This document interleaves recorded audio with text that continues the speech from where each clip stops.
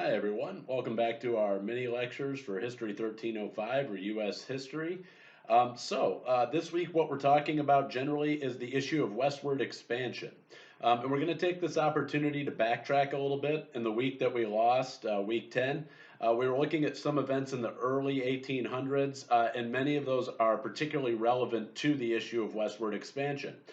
So just make sure you go and look at the updated PowerPoint because I've added a little bit of content to that just to help us get the big picture of what's going on with this issue of westward expansion in the 19th century. And the reason that this is such an important subject is because oftentimes we think of this 19th century in America as being a time period that was dominated by these discussions of slavery and abolition. And really, when you stop and look at what's driving people towards these arguments, and this is something you'll definitely want to be addressing in the introduction of your signature assignment, the big issue is not necessarily slavery where it exists, but slavery as the country continues moving westward. It's about slavery in the territories that the United States is acquiring, and the fact that the existing territories and states are already arguing about the issue. So it's very difficult to decide what's going to happen in these newer westward territories of the United States. So it definitely is going to have a big impact on the events building up to the Civil War. But there are a number of key events that we're going to be focusing on today. We'll sort of be talking about slavery in relation to them, particularly the annexation of Texas. But really, what we're going to be looking at is just the key events that drove Americans westward. And so the first one that we're going to be talking about is the Louisiana Purchase. It pretty much doubles the existing territory in the United States. Almost the entire middle third of the continental U.S. will be added in the Louisiana Purchase. That's happening in 1803. And it's really what starts to push Americans past the boundaries of the Mississippi River. Shortly thereafter, we're going to briefly look at Lewis and Clark's expedition to the West Coast. They're considered the first Americans to chart a path to the West Coast. They're going to be leaving from just east of the Mississippi in St. Louis, and they're going to be pushing all the way to the west. You're pretty much taking a northerly pass through the Rockies until they get out to the West Coast. But thinking of them as the first Americans who make it out to the westward coast, is not necessarily an accurate view. We're going to be taking a look at a lot of the people who are contributing to that, many of them being Native Americans who were already familiar with the territory. And then after that, we're going to look at the establishment of the Oregon Trail in the early 18 teens, like 1811, and that's going to be a popular path to get out west until about the 1840s. And you know, it's more than just a video game. It's sort of the path, and probably a video game you're all unfamiliar with. It's more from my childhood. But that's the path that people are going to be taking out to the westward areas, basically to Oregon Territory, which is the Pacific Northwest. Then we're going to be looking at something probably that a lot of you are already very familiar with, the annexation of Texas and the Texas Revolution. Then we're going to look at the cession of Oregon Territory. That's happening in 1846. It's an event where the British will be handing over what at the time is disputed territory. Up in the Pacific Northwest, they give the United States Oregon Territory. And that will help to form our modern day boundaries between the Pacific Northwest and the United States, like Washington State, Oregon, Northern California, and the southern boundary line of what today we call Canada. After that, we'll be looking at the Mexican-American War. This is a major event in westward expansion in the 19th century. It's occurring from 1846 to 1848. And a bit of a spoiler alert, the United States is going to come out victorious in this war, and that's going to force the newly independent Mexican government to cede a lot of what today we call the American Southwest over to the United States. So there the U.S. is picking up areas like Southern California, New Mexico, Arizona, Colorado, Nevada, these types of territories. And then we're going to wrap up this week's discussion with the major event of the mid-19th century, that is the California Gold Rush. And we're not going to look at the entirety of the gold rush, but basically the events between 1848 and 1850. What this is going to do is put some major pressure on the United States government because California is going to very quickly get enough people to declare statehood, and they are going to demand to enter the Union as a free state. And this will force something known as the Compromise of 1850. So those are the major events we're going to be talking about today. In the rest of this mini lecture, I'm going to be touching on both the Louisiana Purchase and Lewis and Clark's expedition to the West Coast. Then we'll wrap up this video, and with the next lecture, we'll start picking up the other events that are dealing with westward expansion. So the first notion that we even need to deal with before we start looking at this idea of the Louisiana Purchase, at this particular event that's happening in 1803, it's this concept known as manifest destiny. Manifest destiny is the idea that is pervasive amongst a number of Americans all throughout the 19th century. It even begins before that, in the late 1700s. But what manifest destiny represents, it's an idea. It's not an actual event itself. It's simply a concept. But it's the idea that white Americans are ordained by God to take the entire continental United States from the East Coast to the West Coast. And so this is really an idea that is driving this notion and justifying westward expansion, because we know that westward expansion is going to be coming at the expense of Native Americans living in the Great Plains and in the Pacific Northwest and the Southwest. And so all those groups that we were talking about at the beginning of the semester when we were looking at the Americas prior to European arrival, the ones living in the West, they're really going to be impacted by this. And America's policy up to this point has been to just push the Native Americans west, push them west, push them west. But when Americans start to think that we own everything from the East Coast to the West Coast, you don't have anywhere else to push them. And so that's ultimately going to be what starts to result in the process of moving Native Americans onto small reservations around the nation. And so really, they're the ones who are kind of paying the price of this idea of manifest destiny. And so this is a very important concept that you need to understand, because manifest destiny is really this idea that's driving Americans. If you were to ask an American in the mid-19th century, why is it okay to kick all these people off their land and continue moving westward all the way to the coast? The answer would be, that's manifest destiny. God has told us that it's our job as white Americans to push everyone else out of the way and to, what they would say is, civilize the entire continental United States. And so this does tie in a little bit to the issue of slavery, again, going back to that idea that westward expansion in general is going to push the issue of slavery to the forefront of Americans' minds. It's what really causes them to argue over this issue of slavery. When we look at what's happening with manifest destiny, I always zero in on this idea that it's about white Americans spreading from coast to coast. Because after Gabriel's Rebellion, one of the last events we looked at before we went to spring break and some of the madness occurred, what happened there is, after Gabriel's Rebellion, a number of Virginia planters, the cotton gin had not yet really become prominent in American society. It hadn't made slavery that profitable. And so the Virginia planters are really fearful of slave rebellion. They don't want to have this issue where their slaves rise up, murder them and their families. And so they really start to seriously consider the idea of emancipation and abolition of the institution of slavery. And they think the westward territories, that's a good place to remove African Americans from American society, give them their own land out west. But Jefferson, who's president at the time that this occurs, Jefferson steps forward and says, we're not going to do that. That land is for white Americans to spread from coast to coast.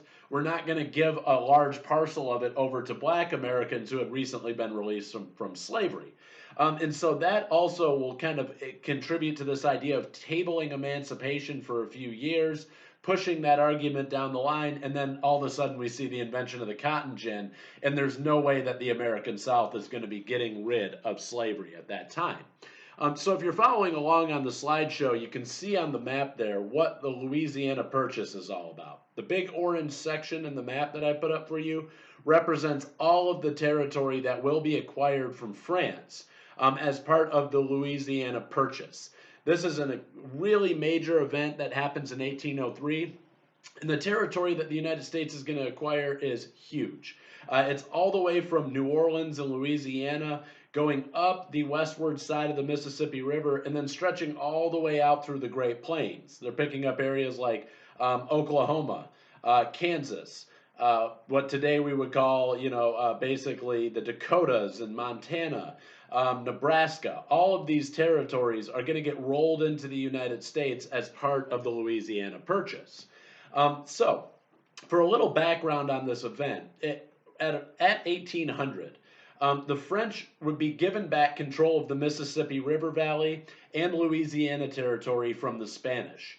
Napoleon is kind of marching through Europe, and this is one of the concessions that Spain will make to him, is they say, look, we'll give you back that territory you used to own in the Americas. As soon as Napoleon gets control and France gets control of Louisiana Territory, they shut down trade to the United States in New Orleans. This is a critically important port to the United States economically. They need to do business there in New Orleans. And so Napoleon comes in and says, that's it. No more American business is happening here. Some people in Congress are getting ready to go to war with France. They're looking to say, hey, Napoleon's busy in Europe. We'll just take this area back from them by war. But Jefferson doesn't want to do that. As we've talked about in the past, he's what you call a Francophile. He's very, very keen on France, on French culture, and he does not want to go to war with Napoleon or France. And so he sends some envoys over to France to talk to the French government under Napoleon. And really all they're looking to do is buy New Orleans. They want to purchase New Orleans from the French so that we can continue to use that as a major port of operation in the Gulf of Mexico.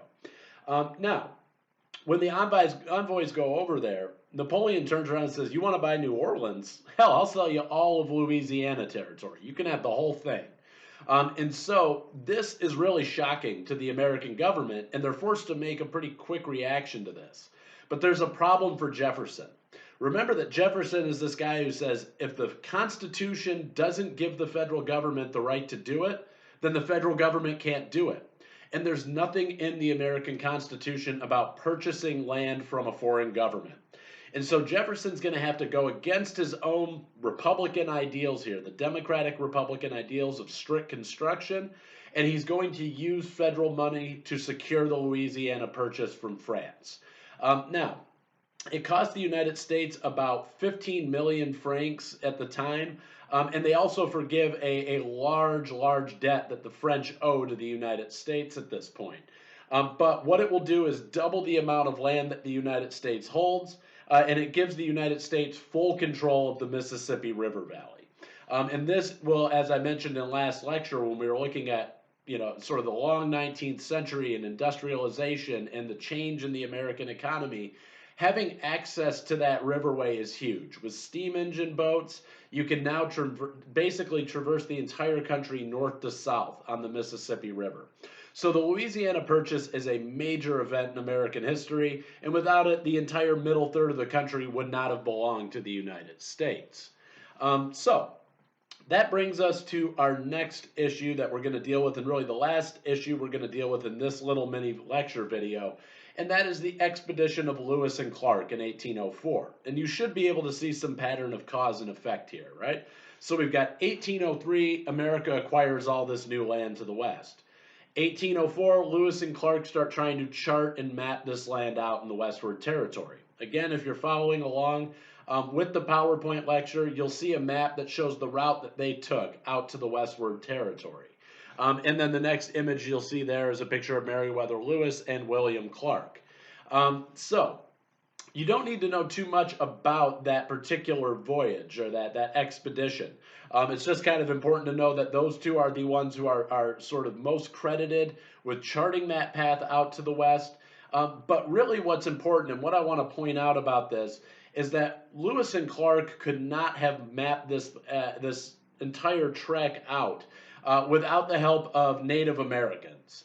It also should be said here at this point that a lot of their traveling crew are enslaved African Americans. They're the ones doing a lot of the heavy lifting and legwork to move. They're having to go on the river. They're basically pushing up the Missouri River and then moving out west that way. But there's areas where they have to get out and portage their boats. They have to actually start cutting away forest and drag their canoes and their boats out of the river and overland.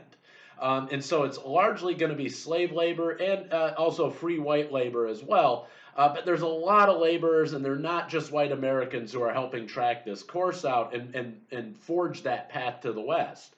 And in addition to that, Native Americans are a key part of this journey. You're probably at least marginally familiar with a woman named Sacagawea. Sacagawea is a Native American from right around the modern day borders of North and South Dakota. She is multilingual. She had been forced to leave her own tribe, had married into another tribe, and then left her husband and joined a different tribe out in the West.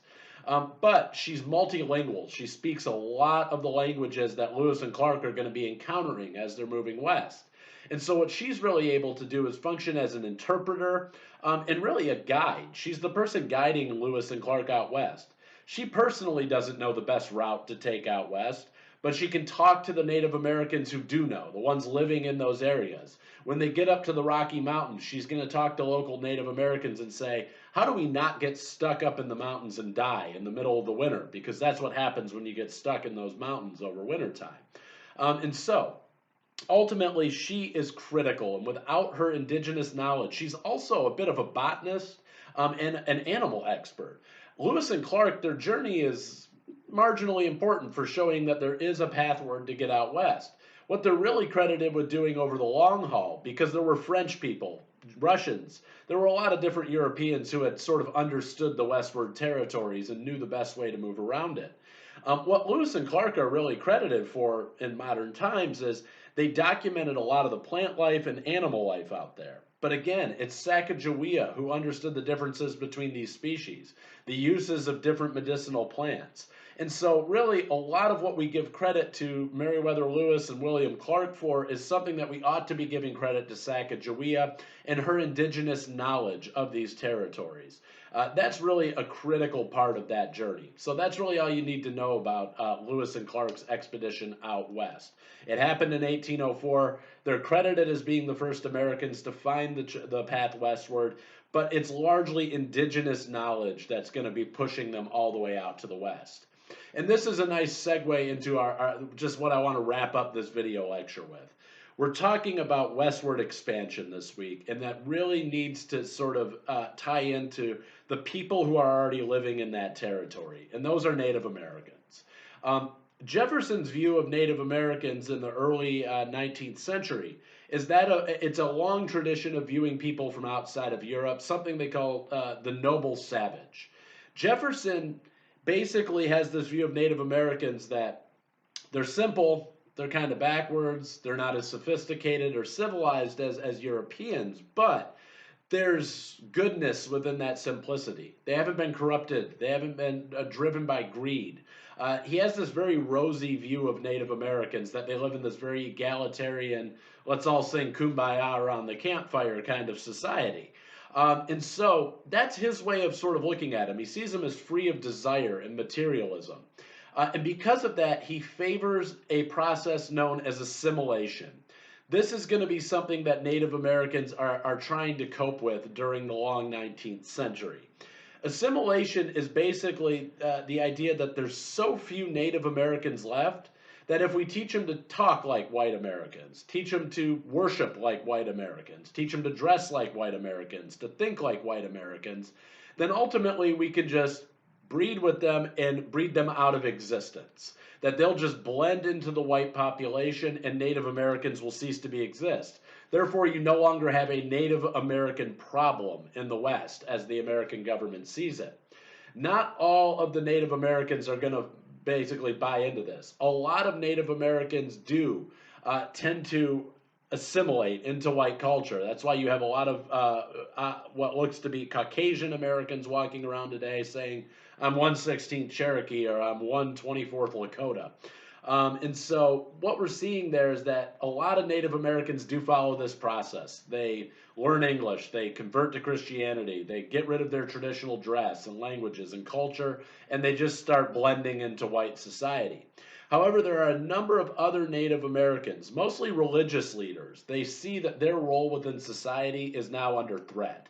And so they start to lead what are known as Native American revivals. They say that they're inspired by religious visions, and they are calling for a total return to Native American customs and ideals under these visions. There's a particularly important one in the early 1800s. This is Tenskwatawa's movement. He is a Lenape person in basically what then is Ohio. And so he's in Ohio and he's saying we need to reject white culture. We need to just totally push these white people out of our minds. Don't do what they say. Don't deal with them. Don't do business with them. And they reject white culture in its entirety. Tenskwatawa's movement is going to blend into a more armed resistance that happens during the War of 1812, and this is known as Tecumseh's War or Tecumseh's Rebellion. Tecumseh is going to be leading this armed resistance to westward expansion, and he's getting support from the British in the midst of the War of 1812. They're giving him weapons, they're giving him money, and so he's leading this resistance. The resistance doesn't really, he's in the Ohio territory, southern Michigan, Indiana, basically all the places we saw the Northwest Indian War was being fought. So he pushes this sort of revivalist. He picks up on his brother's idea of a religious revival and a cultural revival, and he pushes this into outright warfare when the Americans are going to war with the British in the War of 1812. And so you can see that Native Americans are not taking this process of assimilation or westward expansion lying down. They are pushing back against it, but unfortunately, in the long run, as most of you are probably aware, their numbers are too few and they're not going to be able to resist this process of westward expansion in the long haul. You're going to see a number of other wars happening in the Plains states, what they often call the Plains Wars, appropriately named.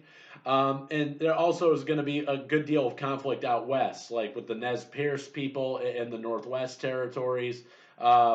Shouldn't say Northwest Territories, and what today we call the Pacific Northwest, Oregon, Washington State, and Northern California.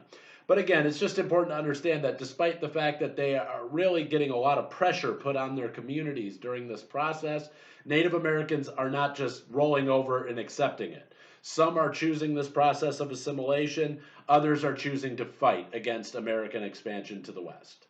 Well, that wraps up this particular mini lecture video, and we will address the rest of westward expansion in the following videos ahead.